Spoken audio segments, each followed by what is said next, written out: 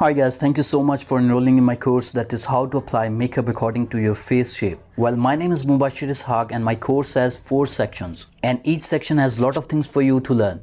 Well, let me go ahead and explain you what you are going to learn and what this course have for you. So in the first section, I'm going to teach you how to apply makeup according to your face. And the lectures are determining your face shape, applying makeup to a round face, applying makeup to a square face, applying makeup to a heart-shaped face, and applying makeup to an oval face.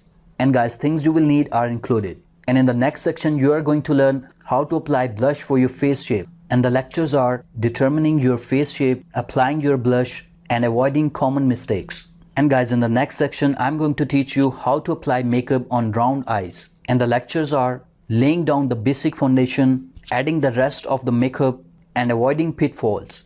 And guys, guideline tips are included as well. And in the next section, you can see helpful article that is about how to apply contour makeup.